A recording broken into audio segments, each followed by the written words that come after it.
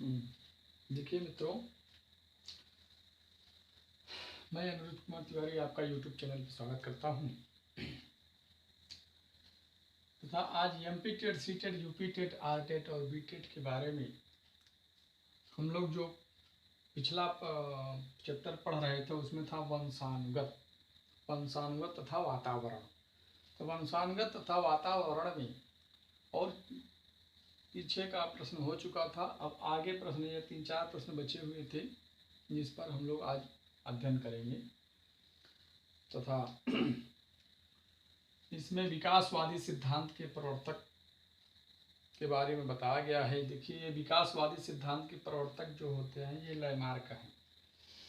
इन्होंने अपना सिद्धांत दिया है कि जैसे अर्जित शक्तियों को गुण अब जीन के माध्यम से तथा पीढ़ी दर पीढ़ी चलने वाला प्रक्रिया हो गया।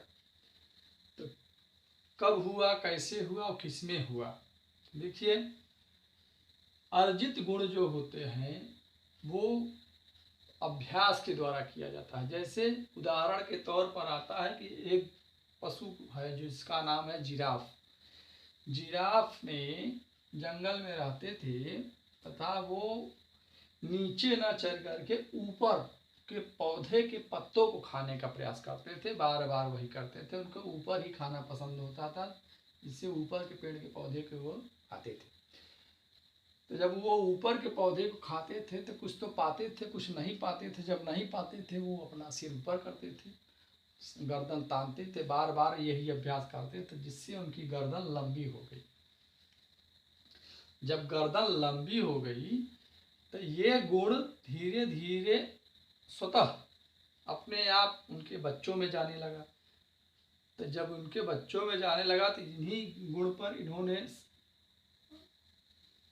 रिसर्च किया और पता चला कि अर्जित गुण पर भी जीन के माध्यम से दूसरे पीढ़ी में जा सकता है। तो अगर पूछता है कि अर्जित गुणों का समर्थन किसने किया, तो आपको बताना है लैमार्क ने किया। लेमार्क या लैमार्क, कहीं कहीं दोनों दिया रहता है। तो लेमार्क ने किया या लैमार्क ने किया। और ये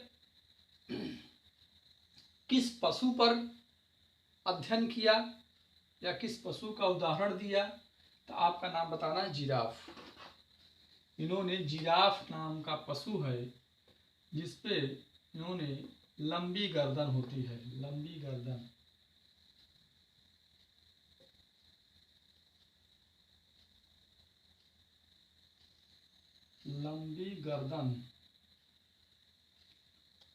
लंबी गर्दन वाले पशु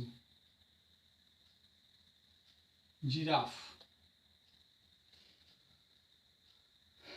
तो अब एक प्रश्न इससे तैयार हुआ कि विकासवादी सिद्धांत के प्रवर्तक कौन हैं? लैमार्क हैं। और इन्होंने किस पशु पर समर्थन दिया? जिराफ। और ये कैसा गुण है? ये अर्जित गुण है। तो एक प्रश्न से 3 प्रश्न हमारे तैयार होते हैं। विकासवादी सिद्धांत के प्रवर्तक लैमार्क, अर्जित गुणों का समर्थन देने वाले भी लैमार्क, और किस पशु पर इन्होंने किया? लैमार्क। उसके बाद एक प्रश्न और पूछता है कि लैमार्क कहाँ के रहने वाले थे? तो लैमार्क कहाँ के रहने वाले थे? लैमार्क जो थे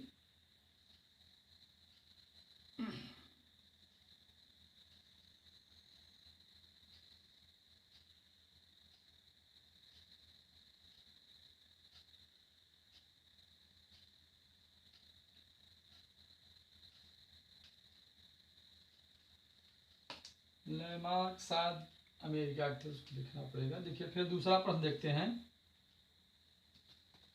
दूसरा प्रश्न आता है शिक्षा का केंद्र बिंदु।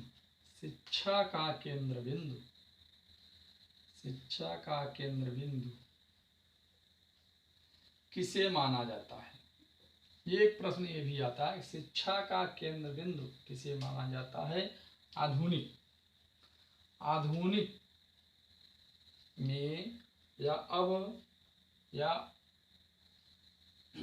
शिक्षा का केंद्र बिंदु किसे माना जाता है? किसे माना जाता है? बालक को माना जाता है। क्यों? क्योंकि केंद्र बिंदु वही होता है, बालक को ही पढ़ाया जाता है, इसलिए बालक को ही केंद्र बिंदु माना जाता है। बालक न हो तो विद्यालय किस काम का? किसे पढ़ाएंगे? क्यों पढ़ाएंगे? कब पढ़ाएंगे? कैसे पढ़ाएंगे? कुछ नियम नहीं रहेगा, ये बालक पर ही निर्भर करता है। इसलिए बालक को केंद्र बिंदु माना जाता है। शिक्षा का केंद्र बिंदु या आधुनिक शिक्षा का केंद्र बिंदु किसे माना जाता है? तो बालक को माना जाता है। आधुनिक शिक्षा का केंद्र बिंदु कौन है? बालक है। आधुनिक शिक्षा का केंद्र बिंदु किसे माना गया? तो बालक को। ये टेट में प्रश्न आया हुआ है, ये टेट में प्रश्न आया हुआ है। अब विकासवादी सिद्धांत, ये भी टेट में आया है। विकासवादी सिद्धांत के प्रवर्तक कौन है? लेमार्क हैं। अब एक प्रश्न और आता है वंशानुक्रम में कि हीमोफीलिया वर्णांधता जो रोग है ये कैसा रोग है? तो हीमोफीलिया तथा वर्णांधता रोग वंशानुगत रोग है। क्या है? वंशानुगत, मतलब एक लोगों को हो गया तो वो दूसरे पीढ़ी में चला जाएगा, दूसरे पीढ़ी में या तीसरे पीढ़ी में चला जाता है, क्योंकि 3 पीढ़ी तक जिन में काम करता रहता है। तो हीमोफीलिया जो था वो प्रथम सबसे पहले महारानी विक्टोरिया को, सबसे पहले महारानी को विक्टोरिया को यह हीमोफीलिया नामक रोग हुआ था। इसका कारण या लक्षण यह है कि जब कभी चोट लग जाता है तो खून का थक्का नहीं जमता, यानी खून बहता रहता है। तो खून बहने का कारण या कमी हो जाता है प्रोटीन का कमी, जिससे ये रोग होता है। और इस रोग का न इलाज होने पर व्यक्ति यदि मर जाता है, जैसे कहते हैं किसी व्यक्ति का अगर नसी कट जाए और खून निकलता रहे तो वह 15 से 20 मिनट के बाद मर सकता है, क्योंकि रक्त सारा अगर निकल गया तो वो मर जाएगा। और क्यों होता है? अगर यह पूछता है हीमोफीलिया किस कारण होता है या क्यों होता है, तो यह प्रोटीन की कमी के कारण होता है। हीमोफीलिया किस कारण होता है? प्रोटीन की कमी के कारण होता है। और यह इसका लक्षण क्या है? चोट लगने पर खून का न बंद होना इसका लक्षण होता है। और इसे किस नाम से जानते हैं? तो इसे रक्तस्रावण रोग कहते हैं। रक्तस्रावण, देखिए रक्तस्रावण लाल रंग से इसीलिए लिखे हैं कि लाल रंग रहेगा, रक्त बहता है, रक्त भी लाल होता है। तो रक्तस्रावण कहते हैं कि रक्त का स्रावण होना या बहते रहना, इसीलिए रक्तस्रावण रोग भी से कहते हैं हीमोफीलिया को। हीमोफीलिया सर्वप्रथम किसे हुआ? महारानी विक्टोरिया को हुआ। और किस कमी के कारण हुआ? तो प्रोटीन के कमी के कारण हुआ। इसका दूसरा नाम क्या है? रक्तस्रावण होता है। वर्णांधता रोग क्या है? वर्णांधता रोग को कैसा रोग कहा गया? तो वर्णांधता रोग भी एक वंशानुगत रोग है, जो इसे 1876 में होरहन वैज्ञानिक ने बताया। होरनर वैज्ञानिक, एक होरनर वैज्ञानिक थे जिन्होंने 1876 में वर्णांधता रोग का बताया। और यह वर्णांधता रोग जिसे हो जाता है वह क्या नहीं कर सकता? तो वह जो है लाल तथा हरा में अंतर नहीं कर सकता। वर्णांधता व्यक्ति लाल तथा हरा में अंतर नहीं कर पाता। और दूसरा, वह क्या नहीं बन सकता है? वह कलाकार और ड्राइवर नहीं बन सकता। और सज्जा का काम भी नहीं कर सकता।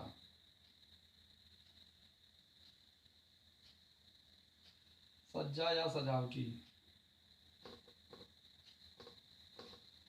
कलाकार और ड्राइवर नहीं बन सकता, सज्जा या सजावटी भी अच्छे से नहीं कर पाता है। प्लस ये पूछता है कि रोगी लाल तथा हरे रंग में अंतर नहीं कर पाता। और ये किस सन में प्रकाशित हुआ था? तो 1876 में। किसने किया? होरनर ने किया। होरनर एक मनोवैज्ञानिक थे जिन्होंने वर्णांधता तथा हीमोफीलिया नामक रोग को बताया तथा यह भी बताया कि यह वंशानुगत रोग है जो एक दूसरे पीढ़ी में स्वतः चला जाता है। तो किसने बताया? होरनर वैज्ञानिक ने बताया। कब बताया? 1876 में बताया। वर्णांता रोगी क्या नहीं कर सकता? वर्णांता रोगी लाल तथा हरा में अंतर नहीं कर सकता। और यह किस कमी के कारण होता है? तो यह भी प्रोटीन के कारण, प्रोटीन के कमी के कारण या प्रोटीन दोष के कारण होता है। तो देखिए दोनों रोग जो है प्रोटीन की कमी से ही होते हैं। देखिए इसमें भी है प्रोटीन की कमी और इसमें भी है प्रोटीन की कमी। दोनों में प्रोटीन की कमी के कारण हीमोफीलिया तथा वर्णांता रोग होता है। अगर ये आता है कि प्रोटीन की कमी से कौन से रोग होता है तो आप कहेंगे वर्णांधता। अगर हीमोफीलिया दिया है तो वो भी कहेंगे हीमोफीलिया। उपयुक्त दोनों दिया है तो आप कहेंगे उपयुक्त दोनों। तो ये रहे हमारे विकासवादी सिद्धांत के प्रवर्तक लैमार्क। और अर्जित गुणों पर समर्थन दिया लैमार्क। और किस पशु का उदाहरण दिया? जिराफ का। क्यों दिया? क्योंकि इनकी लंबी गर्दन होने के कारण ये अर्जित शक्तियाँ थी, लेकिन वह बाद में पीढ़ी दर पीढ़ी जीन के माध्यम से जाने लगी, इसलिए इन्हें पशु जो जिराफ पशु है ये अर्जित गुणों के कारण इन्होंने लैमार्क सिद्धांत दिया। शिक्षा का केंद्र बिंदु किसे माना जाता है? तो बालक को माना जाता है। हीमोफीलिया तथा वर्णांता रोग किस कमी के कारण होता है? तो हीमोफीलिया तथा वर्णांता रोग प्रोटीन के कमी के कारण होता है। यह कब हुआ? 1876 में। 1876 में किसने किया? होर्नर वैज्ञानिक ने किया। और वर्णांता व्यक्ति क्या नहीं कर सकता है?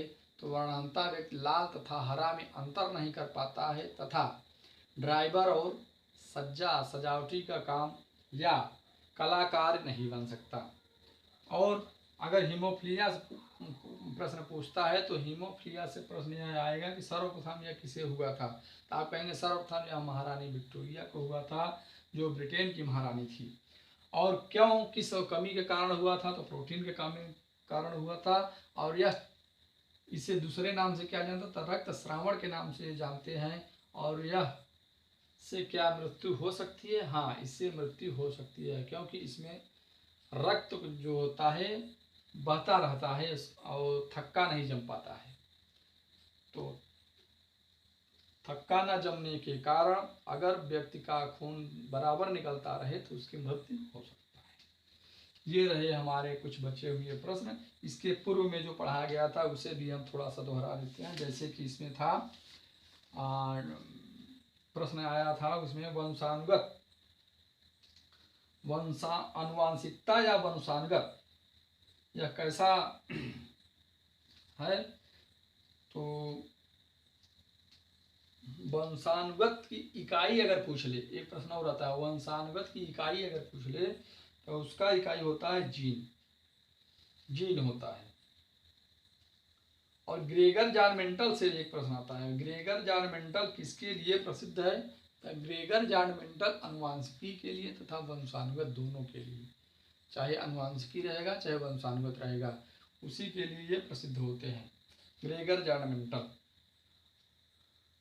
और एक प्रश्न आया था, पाइसम सैटाइवम किस वैज्ञानिक का नाम है? पाइसम सैटाइवम किसका वैज्ञानिक नाम है? तो आप कहेंगे उद्यान मटर का वैज्ञानिक नाम पाइसम सैटाइवम है।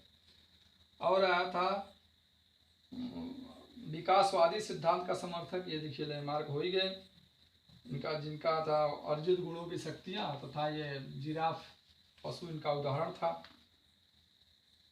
उसके बाद आता है संतान को पिता से कितने जीन प्राप्त होते हैं? तो संतान को पिता से 50% जीन होते हैं। और वंशानुगत रोग माने जाते हैं, वंशानुगत रोग माने जाते हैं हीमोफीलिया और वर्णांता दोनों, हीमोफीलिया और वर्णांता दोनों वंशानुगत रोग माने जाते हैं।